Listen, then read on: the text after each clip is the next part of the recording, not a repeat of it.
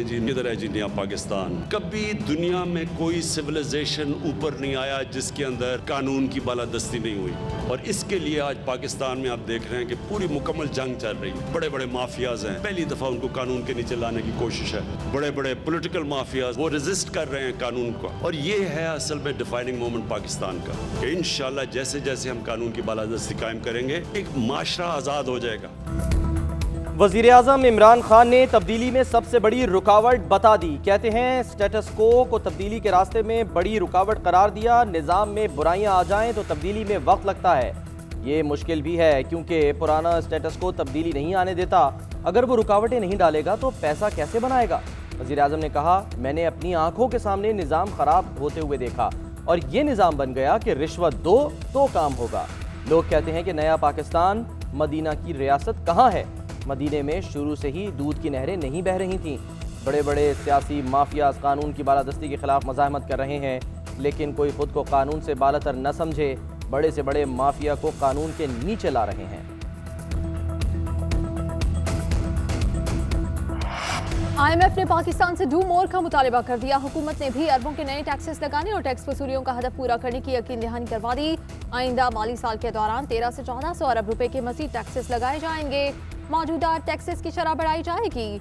जून तक बिजली की कीमत में मज़ीद 4 रुपये 97 पैसे इजाफा होगा। पेट्रोलियम लेवी कीमत में वसूलियाँ 450 अरब की जगह 511 अरब रुपए से जायद की जाएंगी।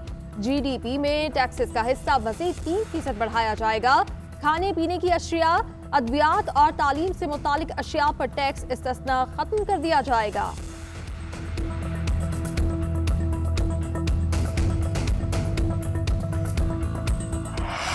कोहाट की तहसील तोड़ छपर में 16 मजदूरों की इज्तिमाई कब्र का इंकशाफ। कब्र से 2011 में लापता होने वाले 16 मजदूरों की लाशें निकाल ली गईं। तमाम मजदूरों का ताल्लुक शांगला से था, जिन्हें 2011 में दरा आदम खेल से अगवा किया गया था। जसद खाकी आबाई इलाकों को रवाना कर दिए गए। DPO कोहाट का कहना है कि लाशों की शनाख्त DNA टेस्ट से मुमकिन है।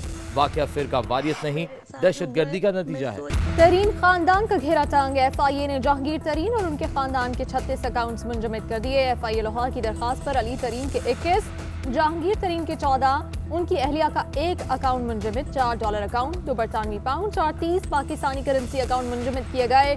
जहांगीर तरीन और उनके बेटे अली तरीन FIA में रिकॉर्ड के साथ पेश हुए, बयानात रिकॉर्ड कराए। इन्वेस्टिगेशन टीम ने दोनों से अलग अलग 1.5 घंटे तक पूछताछ की।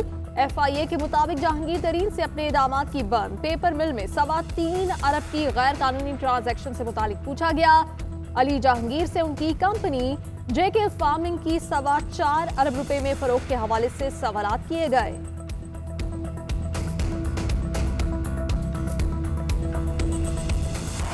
जहांगीर तरीन का मसला बहुत हसास है। उन्हें PTI की हुकूमत में इंसाफ मिलेगा और अदालतें आजाद हैं। शेख रशीद कहते हैं इमरान खान के खिलाफ कोई साजिश कामयाब होती नहीं देख रहा। वो न सिर्फ अपने 5 साल पूरे करेंगे बल्कि अगले आम इंतखाबात में भी डट कर मुकाबला करेंगे। इनके लिए सिर्फ महंगाई चैलेंज है। ऑपोजिशन ठुस हो गई है। किसी ने नहीं पूछा कि PDM का क्या हाल है। इनकी आपस में जूतियों में दाल बट गई है।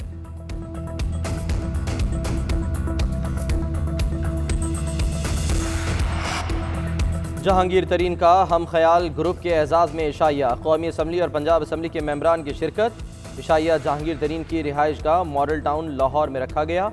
राजा रियाज कहते हैं जहांगीर तरीन के साथ तहरीक इंसाफ के 53 से भी ज़ायद अरकान हैं। इनके खिलाफ साजिश की जा रही है। इमरान खान नोटिस लें, पुराने साथी को ऐसे ज़ाया न करें।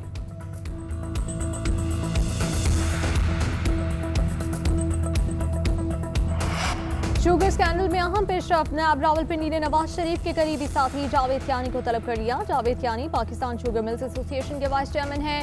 उदैबिया पेपर मिल्स केस में भी शरीक मुलजिम रह चुके हैं। वजारत सनत व पैदावार के साबिक अफसर खिजर हयात भी तलब। खिजर हयात को 14 अप्रैल को नायब रावलपिंडी में तलब किया गया। तमाम शख्सियात JIT के सामने पेश होंगी। सवालनामा भिजवा दिया गया।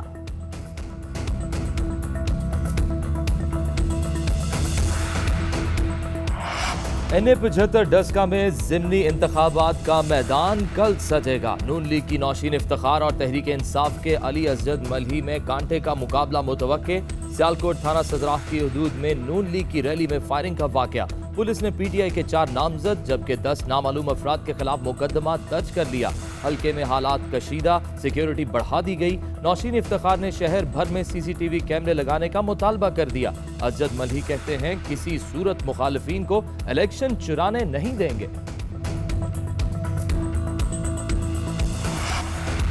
हमजा शहबाज कहते हैं जो भी अवाम के मैंडेट पर शब खून मारेगा उसे कानून के कटहरे में खड़ा करेंगे। दसका इलेक्शन में वोट चोरी, धांधली में मुलविस सरकारी अफसरों के खिलाफ फौजदारी कानून के तहत कार्रवाई करेंगे। हुकूमत गुंडागर्दी, गैर कानूनी हथकंडे इस्तेमाल करने से बाज रहे।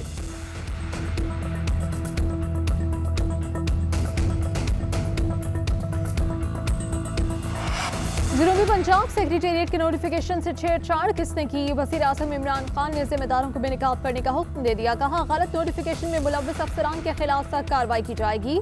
पंजाब हुकूमत 48 घंटे में जिम्मेदार अफसरान की निशानदही करे। वज़ीर आज़म की ज़ेर सदारत इजलास की अंदरूनी कहानी सामने आ गई। जनूबी पंजाब के अरकान कौमी असम्बली ने वज़ीर आला उस्मान बुज़दार के खिलाफ शिकायत के अंबार लगा दिए।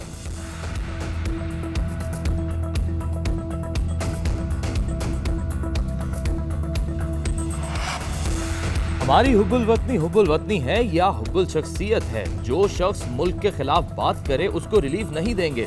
Chief justice Lahore high court के MNA जावेद लतीफ केस में रिमार्क्स। कहा असेंबलियों में हल्फ लेने वाले अपने गिरेबान में झांके। जावेद लतीफ पाकिस्तान छोड़ दें, किसी और मुल्क की शहरियत ले लें। अगर यहाँ रहना है तो पुलिस के पास जाके सफाई पेश करें। जावेद लतीफ ने लाहौर हाई कोर्ट से अपनी दरख्वास्त वापस ले ली। अदालत ने दरख्वास्त वापस लेने की बुनियाद पर निपटा दी। जावेद लतीफ कहते हैं कोई गलत बात नहीं की, सिर्फ गलतियों की निशानदही की थी। इस पर कोई फांसी चढ़ाना चाहता है तो चढ़ा दे, सिर्फ पाकिस्तान खप्पे से बात नहीं बनेगी। मुल्क में कोरोना बेकाबू, अमवात और केसेस में इजाफा। वायरस से मजीद 105 अफराद इंतकाल कर गए। अमवात की तादाद 15,229 हो गई। गुज़श्ता 24 घंटे में 24,948 कोरोना टेस्ट किए गए। कोरोना के 5,312 नए केसेस रिपोर्ट। कोरोना मुस्बत केसेस की शरह 9.66% रही। अस्पतालों में मरीजों का दबाव बढ़ने लगा। खैबर पख्तूनख्वा में तिब्बी अमला कोरोना के निशाने पर, एक और डॉक्टर जाँ बहक। डॉक्टर अमीर सुल्तान सैदो शरीफ टीचिंग अस्पताल सवात में ज़ेरे इलाज थे।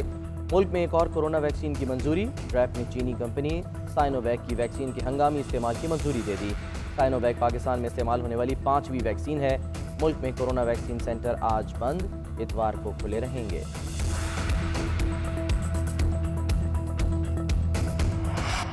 कोरोना से बचाव के लिए हुकूमती पाबंदियां। इस्लामाबाद में बस अड्डे आज रात 12 बजे से इतवार रात 12 बजे तक बंद कर दिए जाएंगे। सिंध में कारोबारी सरगर्मियां कल भी बंद रहेंगी।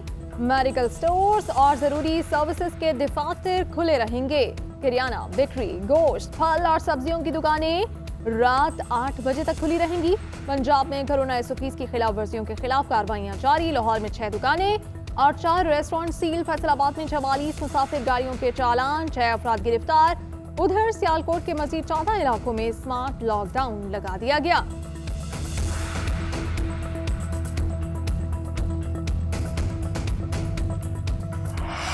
Supreme court Karachi registry Korangi crossing से नासिर जम तक शादी हॉल्स ना गिराने का केस। अदालत ने फरीकैन के वकला के दलाइल सुनने के बाद फैसला महफूज कर लिया।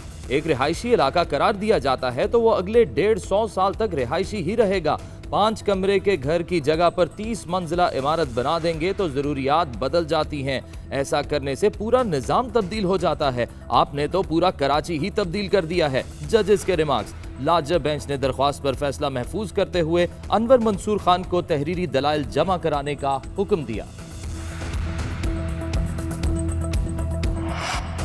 वज़ीर आला सिंध मुराद अली शाह फिर वफाकी हुकूमत पर बरस पड़े। कहते हैं वफाकी हुकूमत ने सूबों से बात न करने की पॉलिसी अपना रखी है।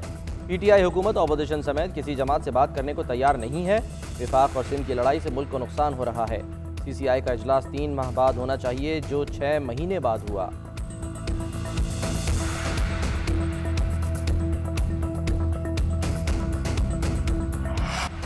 धरना देकर शहरियों को अजाब में मुब्तला कर रखा है। बलूचिस्तान हाई कोर्ट में धरने से मुतालिक दरखास्त की समाअत। अदालत एहतजाजी मुजाहिरीन पर बरहम।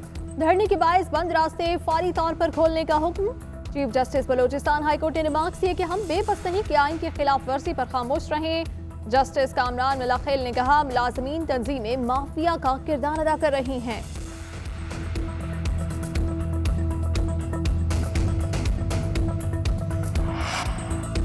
आइन पर हल्फ उठाने वाले हर शख्स पर आइन की पाबंदी लाजिम है। अगर हल्फ पर पूरी तरह अमल नहीं करेंगे तो मसाइल बढ़ते जाएंगे। एक साहब आते हैं, आइन इधर कर देते, दूसरे आते हैं तो उधर कर देते हैं। हम बता दें कि आइन के साथ गद्दारी नहीं की जा सकती। जस्टिस काजी फाइज ईसा का इस्लामाबाद में हाई कोर्ट बार के ज़ेरे एहतमाम आइन और बुनियादी हुकूक कॉन्फ्रेंस से खिताब।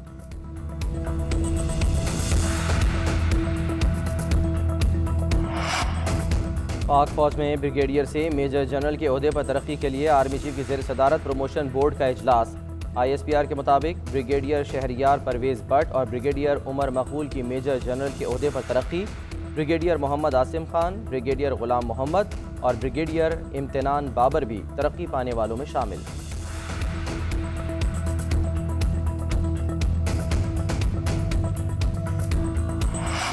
महंगाई की शरह 8.43 तक पहुंच गई।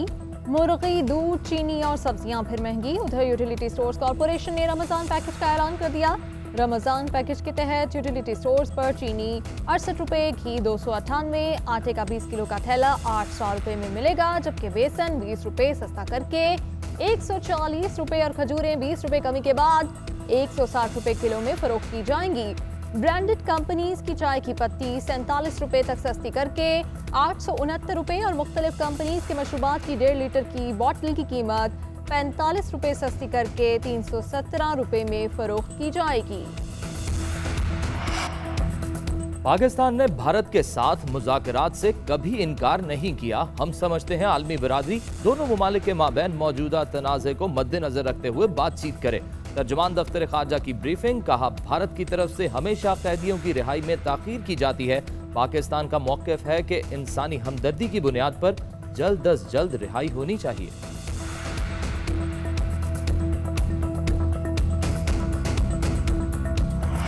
और इंसानी जज्बों को अल्फाज दिए, शायरी को नई जहतों से रूशनास कराया। पंजाबी और उर्दू अदब के नामवर शायर मुनीर नियाज़ी की आज 93वीं सालगिरह। मुनीर नियाज़ी को सदारती तमगा बराए हुस्न कारकर्दगी और सितारा इम्तियाज़ से भी नवाजा गया।